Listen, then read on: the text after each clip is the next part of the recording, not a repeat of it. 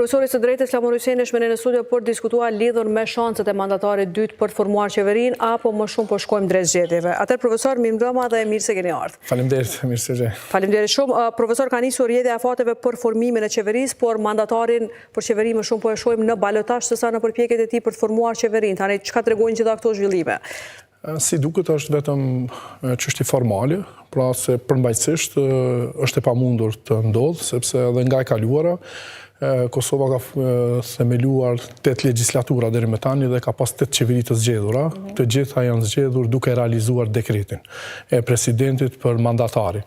Ndodhi me zotin Kurti që për herë të parë në historinë kushtetuese dhe parlamentare të Kosovës një dekret të dështoi.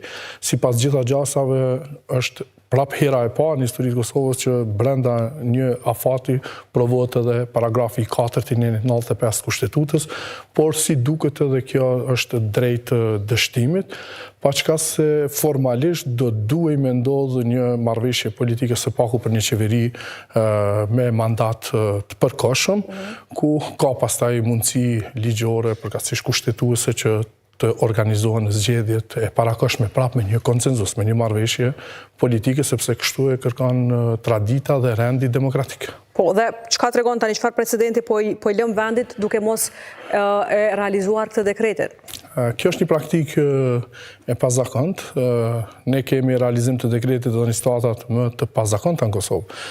Mjafton të kujtojmë situatën e majit të vitit 2020, kur ishte në kohë pandemie dhe kur ishte dërguar dekretin e gjykatën kushtetuese, presidenti tha që në atë kohë arriti që të garantoj shumicën parlamentare dhe kishim një qeveri e cila për fatin jo të mirë të përvojës demokratike të Kosovës doli që pas 4 muajve të jetë qeveri jo kushtetuese për shkak një vote të dyshimit, e cila ishte po ashtu përcaktuese për numrin fiks minimal 61 që u kërkonte. Prandaj me këtë ne po krijojmë edhe një praktikë të pakëndshme në Kosovë dhe po e rrëmbullaksojmë që për këtë histori nga viti 2001 kur është themeluar kuvendi për herë të parë pas çlirimit, kemi 3 kryeministra të dorëhequr, kemi 3 mocione mosbesimit të suksesshme dhe 3 president të dorëhequr dhe tani më kemi edhe një qeveri që propozohet dhe nuk e merr shumicën parlamentare dhe kemi kandidatin e dytë që sipas gjasave po shihet që është larg të arriturit një marrëveshje cila do qoftë ajo për të siguruar minimalen. Dhe në një shtet normal, me një shoqëri normale, cila do duhet të ishin veprimet që qytetarët do duhet të shihnin të një mandatarit dytë për bërë përpjekje për formuar qeverinë. A do duhet të shihnim thirrje për takime, oferta, letra? As në shoqëri tjera nuk është luksi për të bërë këso eksperimentime politike. Dihet në Evropë, Italia ka qenë e shquar për këto kriza qeveritare dhe mesatari është 1.5 vite një mandat qeveritar dhe pas rënjes së regjimit atje me luftën e dytë botërore 1945 deri më tani, kemi mbi 70 qeveri që janë formuar dhe mesatari është aty dikon 1.5 vite mandatit. Kosova nuk e ka këtë luks, Kosovës i vjen konsolidim institucional, i vjen funksionimi i shtetit të së drejtës dhe po e shohim që pikërisht nga ata që kërkohet të kontribuojnë në forcimin dhe konsolidimin e institucioneve dhe për të forcuar shtetin e së drejtës, pikërisht ata po bëjnë veprime, për shembull dhënia e dekretit pa e garantuar shumicën. Si mund t'jipet? Në të drejtën kushtetuese nuk provohen faktet, garantohen. Nuk është kjo e drejta penale, ku duhet ne me i provu situatat, edhe keni parë avokat profesionist të shquar si i shpjegojnë këtë çështje. Në çështjet kushtetuese duhet garantohet, sepse shteti nuk provon. Shteti shkon në të sigurt. Pra këto janë organe qendrore shtetërore dhe do duhej dekreti të realizohet, sepse në anën tjetër, cili është autoriteti i presidentit që jep me vedije një dekret e i njëjtit dështon. Pra paraprakisht e din që ka me dështu, pra presidenti ka autorizime kushtetuese të larta që të garantoj procesin. Pra qëllimi është të formohet qeveria, nuk është qëllimi në 95 të mos formohet qeveria. Sepse rezultati zgjedhor tregon me ulësët në parlament që askush se ka shumicën. Pra kjo nënkupton që duhet zhvilluar biseda politike, si që ka ndodhë 8 herë më herët në 8 qeveri, që të arrihet minimalisht 61 e më pastaj të shkohet të kërkohet dekreti. Po, sa është dashur në këtë formë që presidentja vetëm përmes asaj gjasës që i ka të formoj qeverinë të jap mandatarin e dytë, apo është dashur shkojmë në zgjedhje? Çka është dashur bëhet? Në zgjedhjen e qeverisë nuk funksionon teoria e gjasave, por funksionon në garantimi i shumicës. Pra, ka dhe rrugë tjera për të shkuar në zgjedhjet parakoshme. Nuk është dashur zgjedhjet kjo rrugë duke bërë veprime kundër kushtetuese, madje praktika jashtë logjikës kushtetuese, sepse kemi një nën tjetër në kushtetut, 82, ku tregon që përgjegjësinë për të shkuar në zgjedhje të parakoshme e merr kuvendi me 2/3. Pra mund ta shpërndajë vetveten. Kjo ka ndodhur në 2019. Pra pse me ndjek këso rrugë me kriju praktika jo kushtetuese të pa zakonta deri më tani dhe me kriju edhe një situatë tjetër që në të ardhmen gjasat, tash po themi gjasat politike me u keqpërdor janë prapë të mundshme. Pra kuvendi si institucioni kryesor i qeverisjes, sipas Kushtetues së Kosovës, do duhej me marrë këtë përgjegjësi.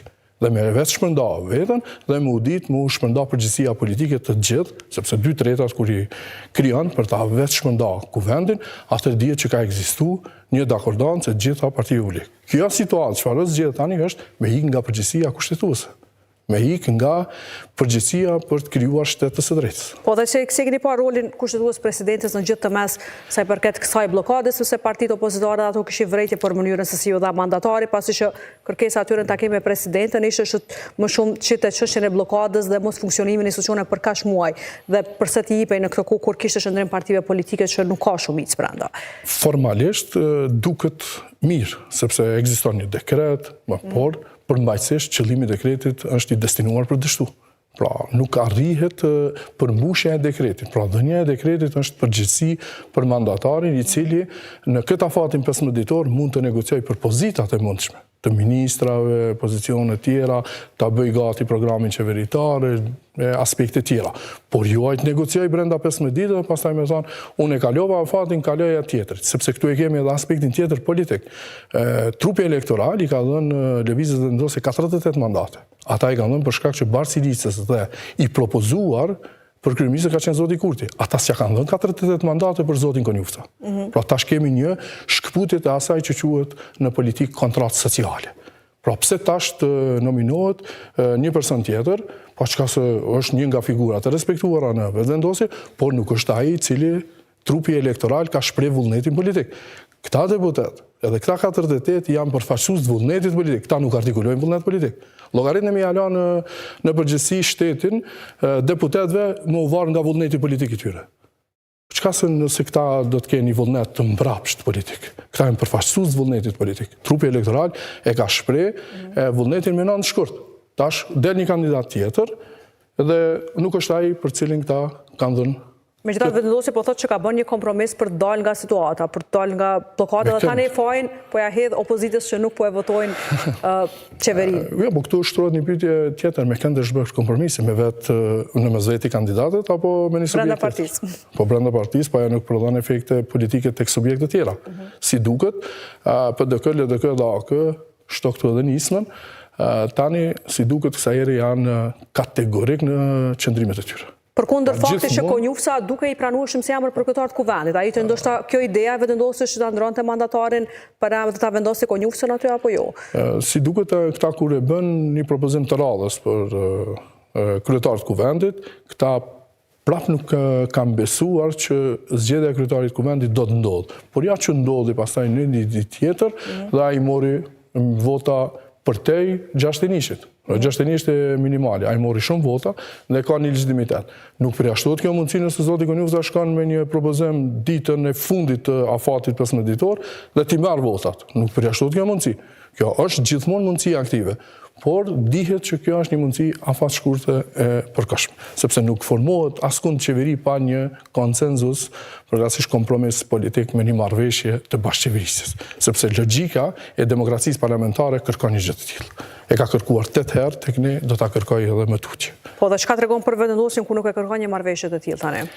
Si duket këtu është një presion më i madh ndërkombëtar kësaj here për të pranuar ndoshta për shkak këtyre zhvillimeve dhe konteksteve ndërkombëtare gjeostrategjike, këto janë gjëra nganjëherë dhe vështirë të lexueshme, sepse në pamje kështu mund të duken, por ne nuk mund t'i dim bisedat ose pak dim publiku biseda se çfarë mund të bëhen në çarqe ndërkombëtare. Ne nuk mund ta dim se çfarë sjell viti 2026 sa i përket marrëveshjes normalizimit të marrëdhënieve Kosovë-Serbi. Ndoshta një propozim është shumë i vështirë dhe në këtë pikë ne duhet të mirë kuptojmë ndoshta liderët politik se është një marrëveshje që thuhet ai shpreha fash një kompromis i dhëmshëm, por nëse është shumë i dhëmshëm për Kosovën, atëherë kjo është ikje nga përgjegjësia ose mungesë e transparencës apo kërkesa që mos bëhet për momentin transparente.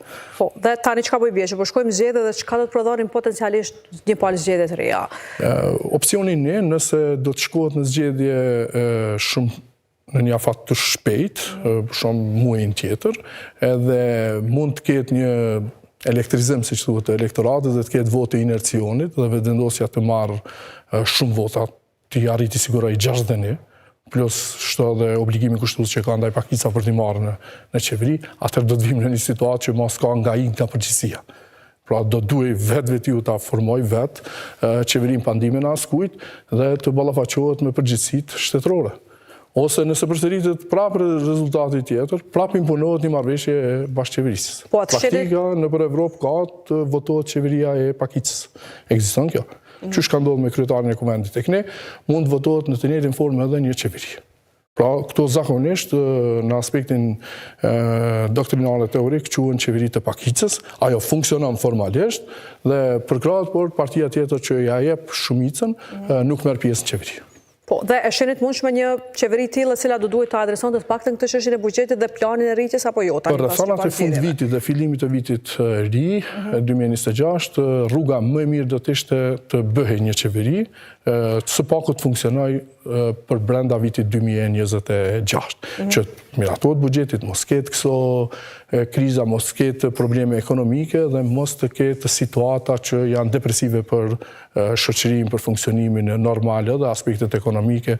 Janë edhe disa çështje të marrëdhënie me Bashkimin Evropian, janë disa fonde ndërkombëtare që në interes i Kosovës. Pra, do të ishte e mirë që të formoj një qeveri sa do afat shkurtër që tjetë, por të formoj që së paku formalisht mos kemi probleme të ligjshmërisë dhe kushtozshmërisë, që të kalojnë ato dhe më pasaj të gjendet një zgjidhje ose të shihet edhe më përtej të rishikohet sistemi zgjedhor. Sepse ky rezultat ndoshta do të përsëritet me plus minus 5% do të përsëritet. Sipas Xhaxhasa mund të përsëritet dhe prapë vim në situatën e njëjtë. Po dhe është patjetër që duhet shkojmë përsëri për çështjen e presidentit apo mund gjetet një zgjidhje me sigurimin e votave partive tjera apo si do duhej? Jo, te presidenti për të imponuar zgjedhjet e tjera, edhe nëse s'ka dhënë afati, dikun është në 26 mars, me sa kujtojmë vendimin, me 26 mars është afati i fundit kur mund të zgjedhet presidenti tjetër, dhe nëse deri atëherë nuk zgjedhet, atëherë nuk është domosdoshme shkurja në zgjedhje, sepse ka mundësi të shkohet me ushtues detyre të presidentit dhe imponimi për shkuar në zgjedhje është prej momentit kur fillon procedura për zgjedhjen e presidentit dhe brenda 60 ditë nuk zgjedhet, shkohet në zgjedhje të parakohshme. Por nëse se nisim fare procedurën, nuk ka zgjedhje, nuk ka pse me pas zgjedhje. Pra vetëm dihet që jemi pa president. Jemi me ushtues detyre 6 muaj. Plus 6 muaj. Mund të shkohet, do të thotë. Këtë nuk e kemi parë përmendet si opsion, tani është shëllimshëm për shkak mbajtjes në panik të qytetarëve për të dypalë zgjedhje, për gjithë këto implikime buxhetore, këto. Nuk përjashtohet si mundësi edhe kjo të jetë si kombinim që me rrit presionin të njëri përkatësisht grupi tjetër. Po, dhe tani kjo mungesa e stabilitetit, a mund të sjellë rënje të mbështetjes së këshilltarëve të gjithë kjo mungesë e stabilitetit për gjatë këtyre muajve, sepse as partitë opozitare në anën tjetër nuk ofruan opsion tjetër, apo jo për dal nga kjo bllokadë, apo si sharruat? Shikim parë shihet që trupi elektoral është konsideruar shumë politik. Pra është interesuar për zhvillime politike, shpreh opinion politik, së paku tani në këtë botë të jetës digjitale vërejmë që ka qëndrime politike të qytetarëve, por mund kjo edhe të shkaktoj rënje të pjesëmarrësve në zgjedhje dhe trupi elektoral të kurrët në një farë forme zvoglohet dhe legitimiteti e bie.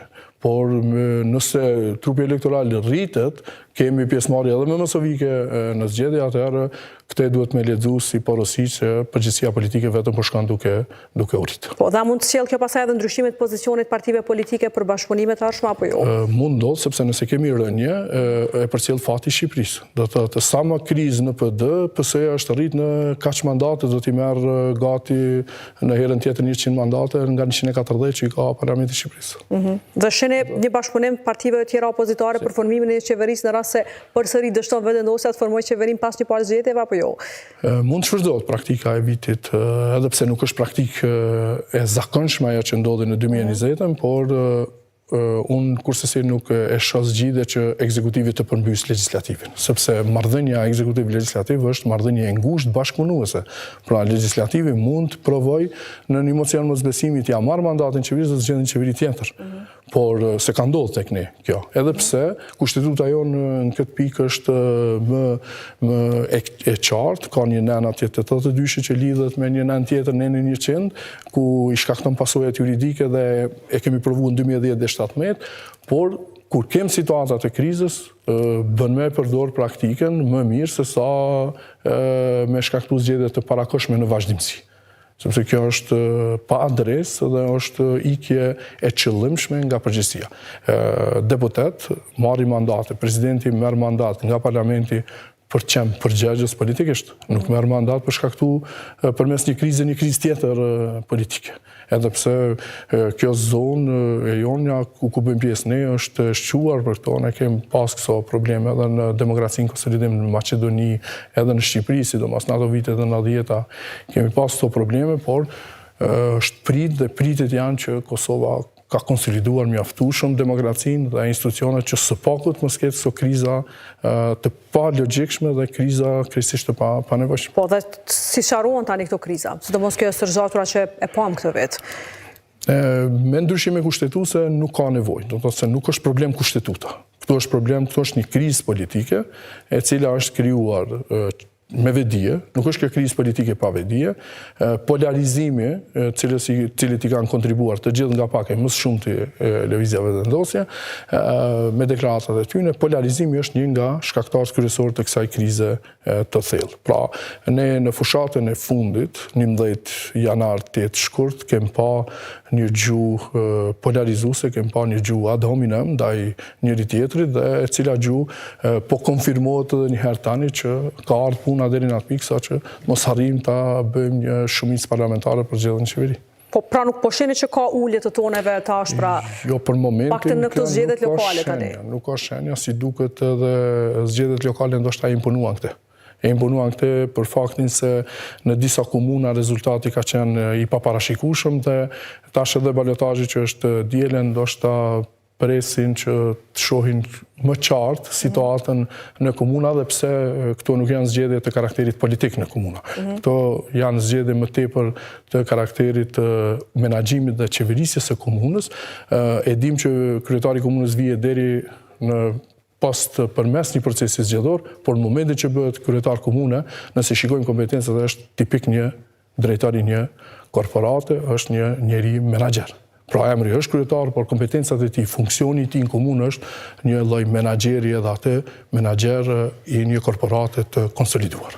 Po, dhe profesor tani për këtë gjuhën polarizuese që gjatë gjithë vitit është përmendet edhe raportin e progresit, kush është faktori kryesor?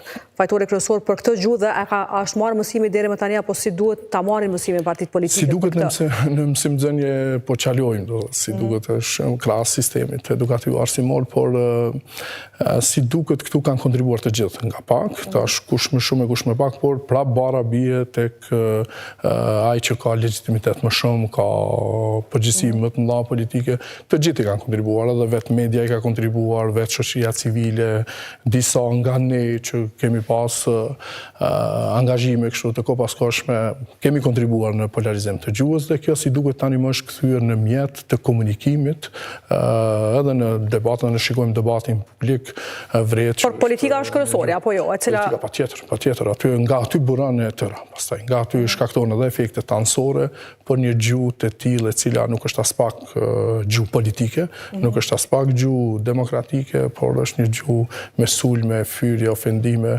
të cilat nuk sjellin asgjë të dobishme, as në konsolidime, as në kulturë politike të gjithë. Dhe profesor, ky mosbashkëpunimi mes partive politike, kjo gjuhë, tani çka tregon që ata më shumë po shtyjnë interesat e tyre për të jakët se sa më shumë interesin e shqiptarëve, duke parë edhe këtë dëmin edhe këtë pasojën që ja shkaktuan vendit të këta muaj apo çfarë? Po, pikërisht. Kjo po shkakton tash edhe partitë si duket po janë të kujdesshme në këtë aspekt, sepse po e dinë që kushton elektorat.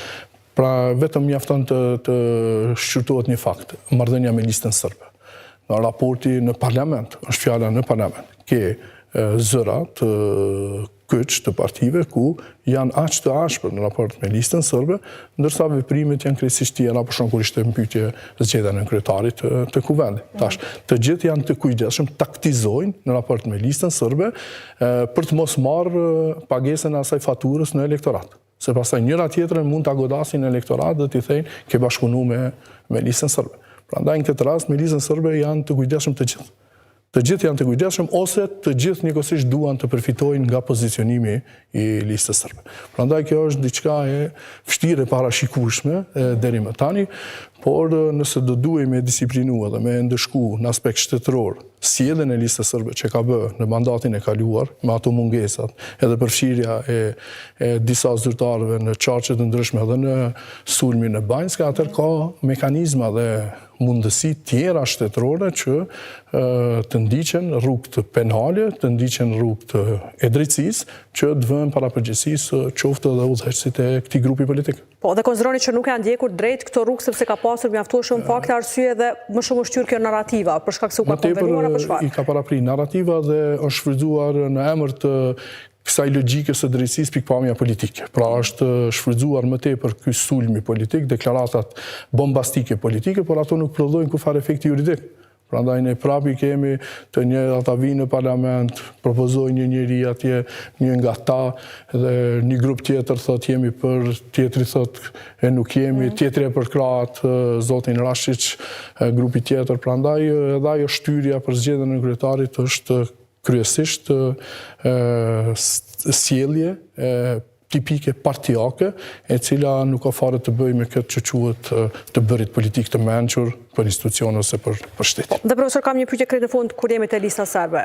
Ne kemi parë që edhe raport progresit përmendet që çështja e masave ka një ndërlidhje me heqja e këtyre lidhet me bartjen e kompetencave te kryetarët e listës serbe. Konsideroni që bartja e këtyre kompetencave mund të provokojë ndonjë tension në veri, rikthimi i listës serbe atje pastaj? Mund, ai procesi është gjithmonë formal. Dhe gjithmonë është formal procesi dhe ne nga njëherë formalisht sipas ligjit mund të jemi në rregull, por praktikisht ajo na del që nuk është të mirë. Pra nëse institucionet tona të sigurisë dhe të inteligjencës kanë informacione të tilla, është mirë të adresohen ato në mënyrën e duhur dhe në mënyrën e drejtë. Por jo të njëjtat të përdoren pastaj në debatin në Prishtinë dhe shkaktohet konfuziteti. Se edhe raporti i progresit nuk flet mirë as për mediat e as për sulmin që është bërë ndaj mediave. Pra ndaj mediave, sado që media ka nevojë për përmirësim e korrigjim, por megjithatë është një nga institucionet, një nga faktorët kryesorë në zhvillimin e jetës pluraliste, politike, demokratike në vend. Prandaj këto në vazhdimsi vetëm sa po e rëndojnë dhe po e bëjnë konfuze agjendën politike në Prishtinë. Sa më shumë që po kemi këso sjellje kontroverze në veri, ose nëse qeveria pozicionohet me pas rol tipik shtetëror në veri, ç'kuptim ka që opozita ta kritikojë qeverinë. Pra ne duhet dikun të kemi një konsenzus dhe të kemi një unifikim kur është në pyetje politika shtetërore. Pra këtu nuk po bën veprimet një partie vetme në veri, sepse nëse kjo politika qenë në rregull dhe është ardhur deri këtu, vije qeveria tjetër do duhej me vazhdu, se është interes shtetëror. Pra nëse kjo qeveri ka punuar mirë në veri, me veprimet policore, shtetërore, kjo do duhej mbështetur. Pra do duhej mbështetur pa kushte, pa kurrë kërkese paraprakës, sepse është interes shtetëror. Por nëse zhvendosim debatin në Prishtinë dhe sulmojmë njëri tjetrin këtë pikë, sigurisht që kjo faktohet në raportin që është faktuar tani në raportin e EBS. Okej, atëherë profesor, faleminderit shumë që ishte sot me ne. Me kënaqësi, faleminderit shumë. Dhe tani është koha për lajmin kryesor të botës dhe rikthehemi më pas me